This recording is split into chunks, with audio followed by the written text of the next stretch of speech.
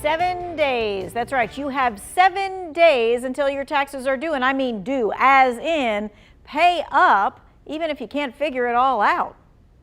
Keep in mind, an extension is an extension to file, not an extension to pay. So regardless, that money is due. Money is due, and the filing for an extension to get your paperwork all together is due April 18th. That is tax day. Now, if you have any questions or concerns about your taxes, calling the IRS may not really help you get an answer. The IRS says record numbers of calls are coming in on tax issues this season. The agency is answering about 20% of the calls. The IRS commissioner is hoping to improve that rate in the 2022 fiscal year and bring that number up to about 70% rate. Now, 2 Wants to Know is getting answers to common tax questions for you. For example, what if you live here, but you work there? It's not all that uncommon.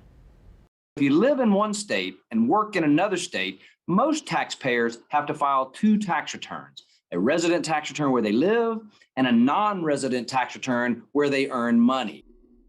Now, according to the IRS, if your salary is below a certain threshold, you are not required to file taxes. In 2021, the minimum annual income for single filing status, if under the age of 65, is $12,550. If you're married filing jointly, it's $25,100. We're also going to be taking a look at if you are a widower, that's $25,100 as well. And if you are head of household, it is about that $18,000 mark. But I got to tell you, even if you don't have to file taxes, doesn't mean you might not want to anyway. Here's why. You might not have a filing requirement, but you certainly might have a filing opportunity to go get back those monies. And each year, 1 million people forego about $1 billion in uncollected tax refundable money. That's your money. For example, you can't get the child tax credit money if you don't file taxes, and it is a nice chunk of change, $3,000 or $3,500 for each kid.